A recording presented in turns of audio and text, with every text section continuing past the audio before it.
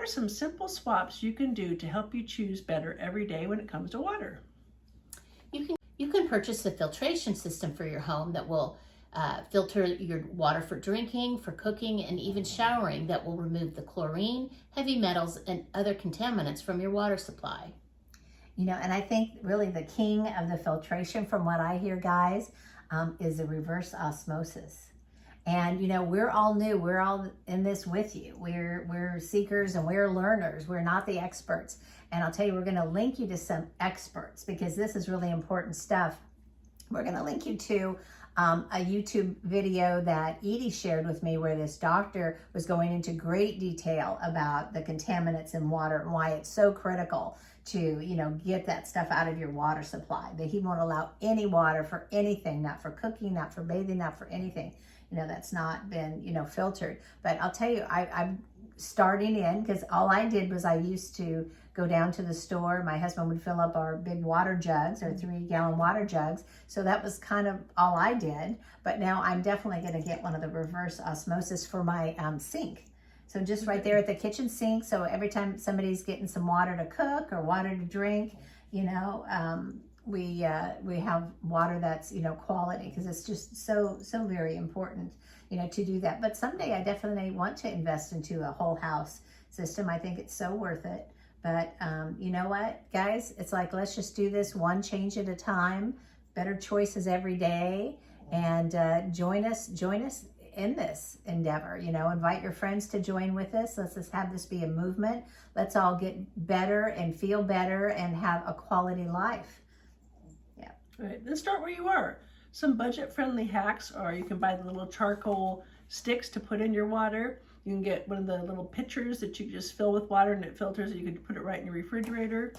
Clean water is life. It's very important to have clean water to help your liver and your kidneys flush out all the toxins. Edie, I got a question for you. Does it drive you crazy like it does me? Middle of the hot summer in Sacramento, you see people with all these water bottles in plastic in their car. In their car? Oh my gosh. It's cooking in their car. What's that doing? Gosh. Let's talk about that. All that plastic is leaching right into the water. Either that, or they put the bottle, once they get hot, then they go home and put them in the freezer, and the freezer will also make it leach out. So they've got this toxic water that they think they're doing to hydrate themselves, and it's like probably the worst possible thing they could do. Well, and since we're not the experts, we're not going to go into a great detail about things like microplastics, but that's a new thing. We're going to also link you to this one article Edie sent me about the microplastics. Oh my gosh, yes, that one was amazing. For some reason, the brain is not able to detox the nanoplastics and the microplastics as well as other parts of the body. The liver and the kidneys are able to flush things out better. But the brain seems to store a lot of those nanoplastics and the microplastics to the point where the average person in America right now has the plastics about the size of a plastic spoon in their brain. Can you imagine? Can you imagine? Wow. And so, this much plastic in your brain. Yeah, not good, guys. Yeah. You know how they say you can't unsee it? So remember this. The three of us, the Pep Squad, is saying, don't be a spoonhead. Guys, let's go into another important one. It kind of dovetails in with the whole thing about good water, and that's really watching our kitchen environment, what we use to cook our food with, how do we store our food, how do we protect it as we put it into the microwave, those kind of things. Gosh, another real important one that we're starting to take real serious. Yeah. Right, Patty? Yeah. One of the first things you can do is ditch the Teflon. Go to stainless steel. It's time. Ditch the Teflon, This people. is a ceramic pan. You can get cast iron stainless steel. Teflon has chemicals called PFAs, I think it is, that they nicknamed the forever chemical. It's really bad. It was invented in the 50s, and it doesn't break down easily in the environment or the human bodies. And one thing that I recently learned is if your Teflon's scratched and you still use it, that's really, really bad. So, the ceramic pans, right? Yeah, you can go to like Ross and Marshalls and stuff and get good quality pans, to add to your collection while you're getting rid of your Teflon. Yes. Another place to look for Teflon is in your kitchen appliances, like the air fryers.